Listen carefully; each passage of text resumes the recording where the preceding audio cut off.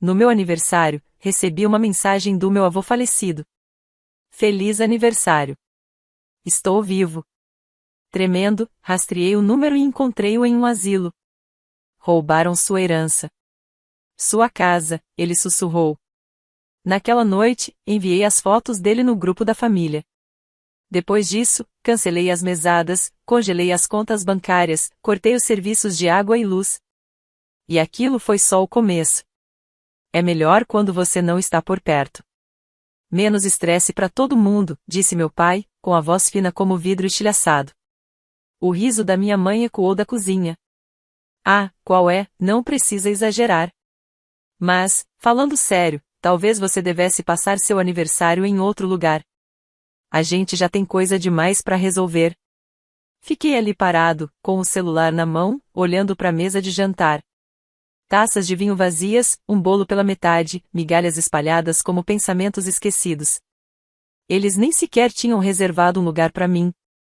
Feliz aniversário, aliás, brincou minha irmã Sara, sem tirar os olhos do celular. A voz dela pingava a falsa doçura. Eu ia postar uma foto nossa antiga, mas achei que você ia querer um pouco de privacidade. Nem perguntei por que não me convidaram. Eu já sabia. Eu era o estranho. Aquele que sempre deu, mas nunca foi suficiente. O que trabalhava em 2 empregos para pagar as dívidas deles. O que perdia os fins de semana com os amigos porque a mãe precisava de ajuda nas compras, o pai precisava do carro consertado ou a Sara, simplesmente precisava. Eu não estava com raiva. Eu era algo mais frio. Entorpecido, como o vento de janeiro batendo na janela. Claro, consegui dizer, guardando o celular no bolso. Aproveitem a noite. Eu não bati a porta. Não gritei. Só fui embora. Caminhei até o carro, sentei no banco do motorista e fiquei olhando pelo para-brisa, tentando lembrar de um único momento em que fui celebrado. Quando estavam orgulhosos. Quando eu era mais que apenas conveniente. O caminho até meu apartamento foi um borrão, as luzes da cidade esticadas como vidro derretido. Quando cheguei, desliguei o celular e sentei no escuro. Disse a mim mesmo que não me importava, que as palavras deles eram só velhos hábitos abrindo novas feridas. Mas, à meia-noite, liguei o celular de novo. Uma única mensagem iluminou a tela. Número desconhecido. Feliz aniversário. Estou vivo. Fiquei olhando. Uma brincadeira, provavelmente. Uma piada cruel de um amigo entediado que achou a maneira perfeita de cutucar a ferida. Quase apaguei a mensagem até ver o nome do contato. Vovô. Vovô, que estava morto havia 3 anos. Ou pelo menos foi o que me disseram. Meu coração disparou. Um suor frio escorreu pela testa. Chequei o número. O código de área era da cidade onde ele morava. Mas isso não fazia sentido. Ele tinha ido. Enterrado. Vi o obituário. As fotos do funeral pequeno. Só estavam minha mãe, meu pai e a Sara. Eu não fui convidado. Dizia que era por causa do trabalho, eles disseram. Com o dedo tremendo, digitei. Quem é? 3 pontinhos apareceram. Depois, outra mensagem. Número desconhecido. Eles mentiram para você. Sua casa. Sua herança. Eles pegaram. Eu preciso da sua ajuda. Não consegui dormir. Fiquei sentado no escuro, o brilho frio do celular como única luz no quarto. A mensagem do vovô me encarava. Uma ferida brilhante. Eles mentiram para você. Sua casa. Sua herança. Eles pegaram. Eu preciso da sua ajuda. Não queria acreditar, mas não consegui ignorar o arrepio na espinha. Rastreei o número. A ligação vinha de um asilo 2 cidades adiante. Demorei menos de 1 hora para chegar lá. Mas pareceu uma eternidade. O prédio era cinza e cansado, o tipo de lugar onde o tempo vai para morrer. Quando entrei, uma enfermeira olhou para mim, e o sorriso dela sumiu assim que viu meu rosto. Estou aqui para ver, acho que ele é meu avô. Minha voz saiu trêmula. A expressão dela se suavizou. Você quer dizer o Sr. Ardroff? Quarto 214. Quase saí correndo. Quando cheguei à porta, parei, ofegante. E se fosse um engano? E se eu entrasse e encontrasse um estranho? Mas eu abri a porta. Um senhor de cabelos grisalhos estava sentado perto da janela. A luz do sol pintava seu rosto cansado com linhas douradas. Seus olhos se moveram, e quando encontraram os meus, ele sorriu um sorriso fraco, trêmulo. Eu sabia que você viria. A voz dele era como folhas secas ao vento, mas havia uma centelha de vida nela. Vovô? Ele assentiu. Eu queria abraçá-lo, mas não consegui me mover. Minhas pernas estavam duras como pedra. Você devia estar morto, sussurrei. Era isso que eles queriam que você pensasse. Ele apontou para a cama ao lado, e eu desabei ali. Eles levaram tudo, garoto. A casa, o dinheiro. Disseram que eu morri porque me recusei a entregar a herança. Então, falsificaram tudo. Meu coração batia tão forte que mal ouvia meus próprios pensamentos. Mas eles tinham fotos do funeral. Tudo falso. Enterraram um caixão vazio. Disseram que era só para a família, não foi? Sim, respondi, sentindo um nó no estômago. E a herança, aquilo era para você. Só para você. Mas eles precisavam do dinheiro. Sempre precisaram. A mão dele tremia ao estendê-la para tocar a minha. Tentei lutar, mas me trancaram aqui. Disseram que eu estava perdendo a cabeça. Levaram meu celular, mas implorei à enfermeira, ela me deixou usar o dela. Foi tudo o que precisei. Aquele sussurro de traição transformou o entorpecimento que eu sentia em algo diferente. Algo ardente. Me levantei. Eu não vou deixar eles saírem impunes. O aperto da mão do meu avô ficou surpreendentemente firme. Tome cuidado. Eles fariam qualquer coisa para manter o que roubaram. Qualquer coisa. Saí daquele asilo com o ar cortante do inverno batendo no meu rosto. Mas não senti nada. O celular já estava na minha mão, discando. Meu pai atendeu no segundo toque. Ah, então você finalmente lembrou que tem família, disse ele, com a voz carregada de sarcasmo. Acabei de visitar o vovô. Silêncio. Aquele tipo de silêncio que racha como vidro. Eu sei de tudo, pai. Eu sei o que você fez. Você sempre foi ingrato. Poupe-me. Algo frio se infiltrava na minha voz. Algo que eu nunca tinha sentido antes. Você me disse que ele estava morto. Roubou a casa dele. O dinheiro dele. Fingiu a morte dele e o deixou apodrecendo no asilo. Cuidado com o que diz, ele estalou. Você não sabe de nada. Sei o suficiente. Tenho as mensagens. As fotos. Vou à polícia. Houve um palavrão abafado. Depois, outra voz. Minha mãe. Por favor, querida, não faça isso. Você não entende. Fizemos isso pela família. Pela família? Ri. Ou por vocês mesmos? Porque a ideia de a família de vocês é uma pilha de mentiras. Desliguei. Eles ligaram de volta imediatamente, mas eu ignorei. Fui direto para casa e comecei a cavar. Registros bancários, mensagens, fotos. Eu sabia onde meus pais guardavam os arquivos antigos, aqueles que achavam que eu nunca mexia. Mas não encontrei só provas da casa. Encontrei algo pior. Transferências. Milhares de dólares desviados da conta do meu avô, ao longo dos últimos 3 anos. Tudo indo para contas em nome da minha mãe e da minha irmã. O dinheiro era meu. A casa era minha. O vovô confiou neles. Eles roubaram tudo. Meu celular vibrou. Uma notificação. Uma postagem no Facebook. Mãe. Famílias são construídas com base na confiança e no perdão. Algumas pessoas simplesmente não conseguem se livrar da amargura. Abaixo, uma cascata de comentários de tias, tios e até amigos da família. Tia linda, não se preocupe, querida. Algumas crianças crescem egoístas. Tio Mike, ingrato é pouco.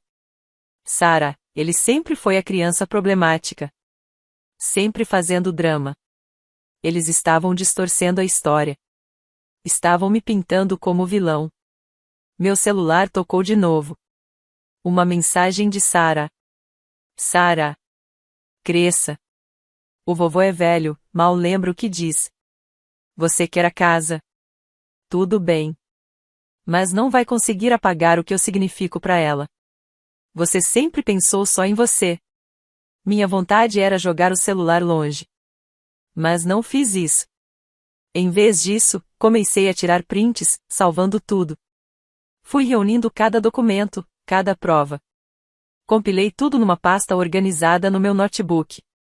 Nomeei como verdade. E fiz backup em 3 lugares diferentes. Eles achavam que controlavam a narrativa. Achavam que eu ia recuar, como sempre. Mas não sabiam que eu tinha deixado de ser o filho obediente. O café estava tranquilo. O murmúrio suave das conversas era só um pano de fundo. Escolhi uma mesa no canto, longe das janelas. Perfeita. Visão clara da entrada. Sem lugar para se esconder. Estava ali, com o notebook aberto e o pendrive conectado. Na tela, uma pasta chamada Verdade. Lá dentro, tudo: assinaturas falsificadas, transferências bancárias, prints de mensagens, o vídeo do vovô na casa de repouso. O prego final no caixão. Meu celular vibrou, uma nova mensagem da minha mãe. Mãe? Chegamos. Por favor, não faça uma cena. Não respondi. Eles iam se arrepender dessas palavras. A porta se abriu. Vi os 3. Meu pai, rígido, com raiva estampada no rosto. Minha mãe, pálida, nervosa. Sara, sorrindo com aquela doçura falsa que sempre veio com veneno. Sentaram-se em silêncio, à minha frente. Fitei os 3, sem dizer uma palavra. Foi minha mãe quem quebrou o gelo. Querido, podemos conversar sobre isso, por favor? Somos uma família. Família. Deixei a palavra pairar no ar, pesada. Vocês me disseram que o vovô estava morto. Como se não tivessem roubado a casa dele e o trancado numa casa de repouso. O rosto do meu pai se contorceu. Não ouse. Inclinei-me para trás e cliquei no arquivo. O vídeo do vovô. A voz fraca, mas as palavras claras. Eles roubaram. A casa. O dinheiro. Tudo. Eles mentiram para você. Minha mãe levou a mão à boca. Meu pai se inclinou para a frente, a voz num sussurro furioso. Você acha que esse teatrinho vai nos assustar? Seu avô é um velho cênico. Ele não sabe o que diz. Sério? Cliquei em outro arquivo. Um documento digitalizado, o testamento. A assinatura verdadeira do vovô ao lado da falsa. Silêncio. Então Sara riu. Um som agudo, amargo. Você sempre foi tão dramático. Acha que isso faz de você um herói? Continua agindo como se morasse num mundo de fantasia. Realidade? Sorri. Vamos falar sobre realidade. Cliquei no próximo arquivo. Prints das redes sociais dela. Viagens de luxo, roupas de grife, spas e ao lado, as transferências bancárias da conta do vovô para a dela. O sorriso desapareceu do rosto dela. Você não tinha esse direito. Assim como você não tinha o direito de roubar a herança que era minha. Nem de fingir que o vovô estava morto. A voz da minha mãe fraquejou. Por favor, querido. A gente só queria te proteger. Você sempre foi tão sensível. Me proteger? Inclinei-me para a frente.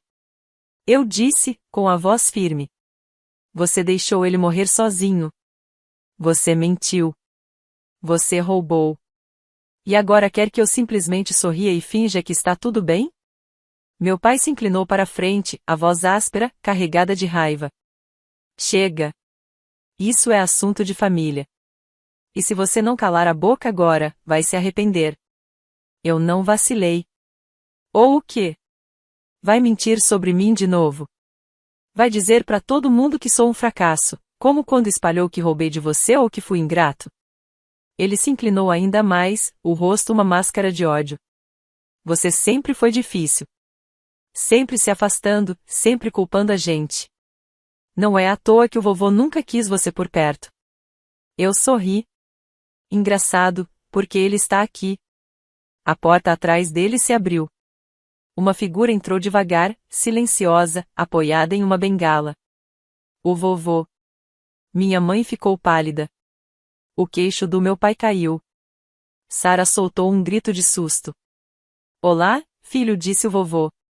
A voz fraca, mas firme. Surpreso em me ver? Vê você, papai gaguejou, parecendo um animal acuado.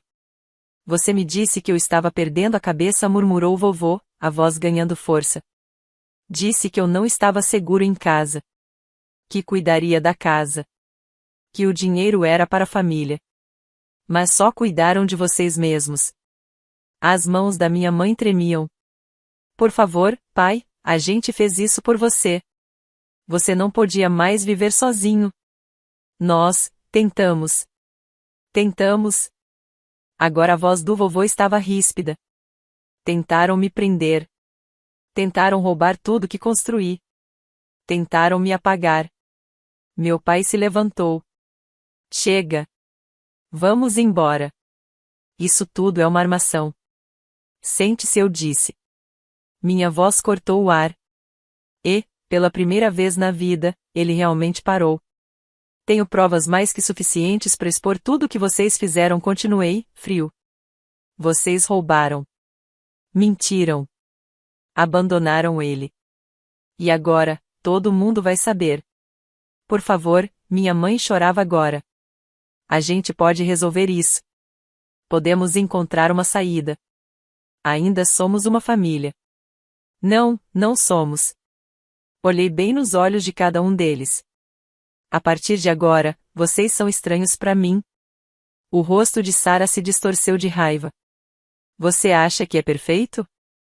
Que é algum tipo de herói por fazer isso? Acha que pode sobreviver sem a gente? Eu ri. Não, Sara. Eu não era nada por causa de vocês. Mas agora eu sou livre. Virei para o vovô. Vamos. Você não precisa perder mais um segundo com esses parasitas. Enquanto nos afastávamos, a voz do meu pai nos alcançou, um grito desesperado, quebrado. Você vai se arrepender disso. Você precisa de nós. Você sempre vai precisar. Mas sua voz já estava sumindo, engolida pelo silêncio. Ajudei o vovô a entrar no carro. As mãos tremiam, mas os olhos estavam claros. Tem certeza de que quer fazer isso? Ele sussurrou. Eu deveria ter feito isso anos atrás, respondi. Partimos, deixando para trás os pedaços de uma família que nunca mereceu esse nome. Bloqueei todos eles do meu telefone com um único toque. Mãe, pai, Sara apagados do mensageiro, dos contatos, até do aplicativo do banco. A primeira ligação veio 1 hora depois do número do vovô. Voltei para o meu apartamento. Depois, foi o pai. Depois, a mãe. E então, Sara. Observei o celular vibrando em cima da mesa. Olhei para o vovô. Os olhos dele estavam calmos, quase gratos. Você realmente fez isso? Ele sussurrou, como se tivesse medo de que tudo fosse apenas um sonho. Fiz sorrir. Na manhã seguinte, liguei para o banco. Removi o acesso deles de todas as contas que eu havia aberto em nome deles. Cancelei os pagamentos automáticos que cobriam seus empréstimos, contas de luz, água, gás, seguro de carro. Liguei para cada empresa. Disse as palavras mais simples. Encerrado. Transfiram tudo para os novos proprietários.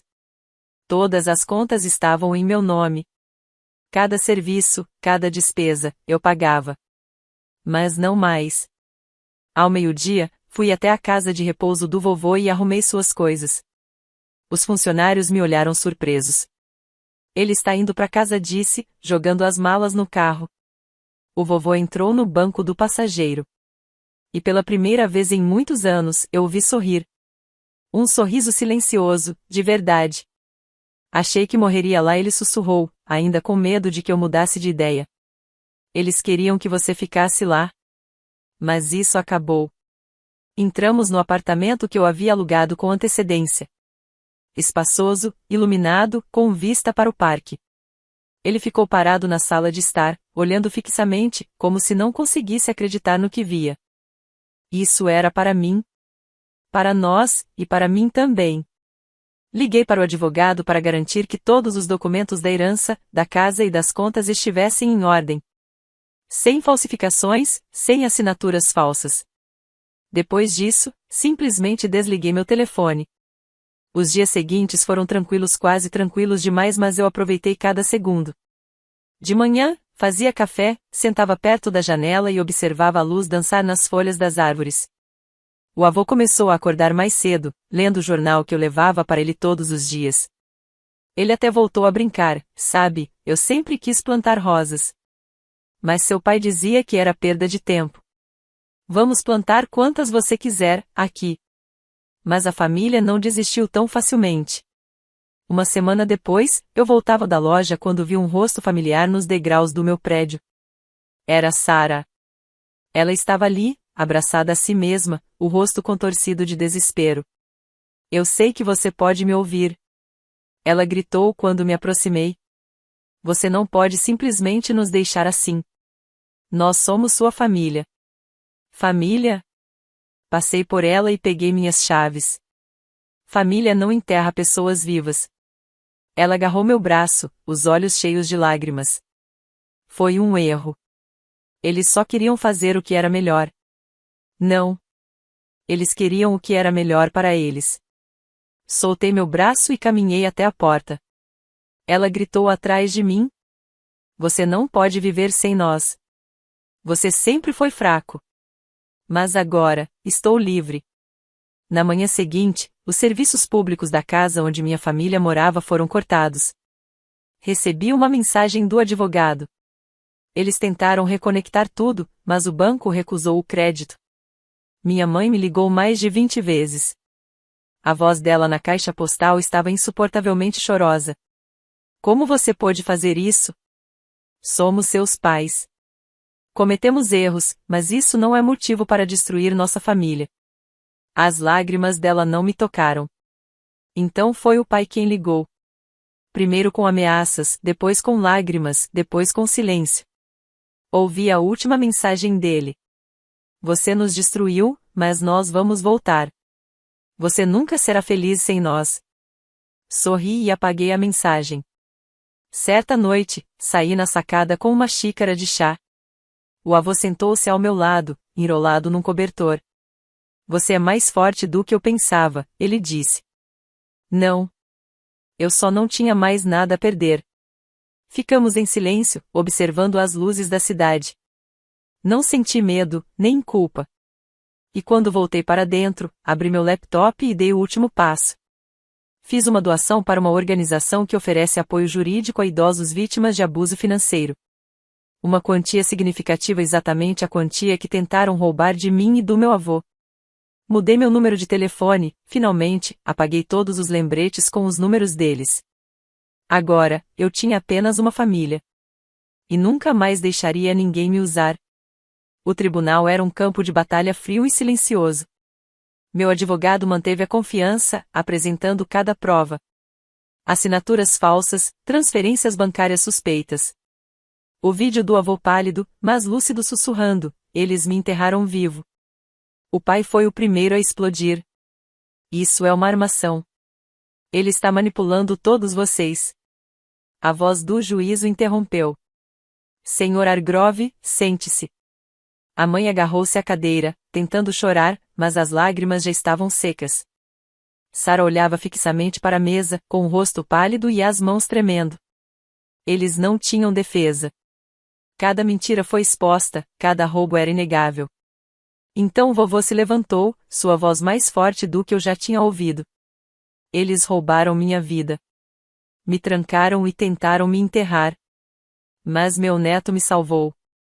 O martelo do juiz caiu como um trovão. A propriedade e todos os bens serão devolvidos ao Sr. Hargrove e seu neto. Os réus devem desocupar o local dentro de 7 dias.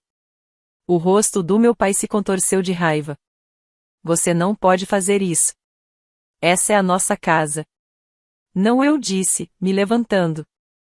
Nunca foi de vocês. Uma semana depois, voltei com o vovô. Um carro do xerife estava estacionado em frente. Os carregadores arrastavam malas e caixas para o gramado. Meus pais estavam na varanda. Meu pai gritava, minha mãe chorava. Sara estava paralisada, em choque. Você não pode simplesmente levar tudo. Papai gritou, tentando se soltar do aperto de um policial. Eu não tomei e respondi. Vocês roubaram. Eu só recuperei. Minha mãe correu em direção ao vovô e se agarrou ao braço dele. Pai, por favor. Cometemos erros, mas somos sua família. O vovô a olhou, a voz fria. Vocês não são minha família. Meu pai deu um passo agressivo à frente, mas o xerife interveio e o empurrou para trás. Senhor, este é seu último aviso. Vi eles sendo empurrados para dentro de um sedã velho e amassado a vida que mereciam. Enquanto iam embora, vi que gritavam um com o outro, suas mentiras se voltando contra eles. Transformamos a casa em um lar. Pintura nova, móveis novos, rosas florescendo no jardim. O cheiro de terra fresca e de recomeços preenchia o ar. O vovô caminhava pelo jardim todas as manhãs, batendo sua bengala no caminho de pedras. Ele estava mais leve, quase feliz, sabe? Um dia, ele até riu. Seu pai sempre achou que era esperto. Mas nunca entendeu a diferença entre inteligência e sabedoria. Acho que ele aprendeu da pior maneira, respondi. Mas eles não desapareceram. As cartas começaram a chegar desesperadas, suplicantes. A primeira foi da minha mãe. Por favor. Estávamos errados. A saúde do seu pai está piorando. Precisamos de ajuda. Depois, Sara. Perdi meu emprego. Não tenho nada. Por favor, só um pouco de dinheiro. Li cada carta, e depois as queimei na lareira. As chamas consumiram suas palavras tão vazias quanto sempre foram. Meu pai nunca escreveu, mas ouvi dizer que perdeu o emprego, se endividou e começou a beber. Ele me culpava, é claro. Sempre foi assim. Certa noite, vovô e eu estávamos sentados na varanda, observando o sol se pôr atrás das árvores. As rosas balançavam na brisa fresca, suas pétalas refletindo a última luz do dia. Achei que ia morrer naquele asilo, ele sussurrou. O Senhor nunca mais vai perder este lugar, prometi. Um carro passou ao longe, na estrada, mas não importava. Aquele era o nosso mundo agora. Chega de mentiras. Chega de traição. Tenho orgulho de você, sussurrou o vovô, com a voz embargada. Você fez o que eu nunca consegui. Fiz o que fui forçado a fazer, respondi. E eu senti o peso saindo dos meus ombros, as correntes se quebrando. Ficamos sentados em silêncio, enquanto a casa se banhava na última luz do dia. Um lugar que eles tentaram roubar. Um lugar que acabaram perdendo.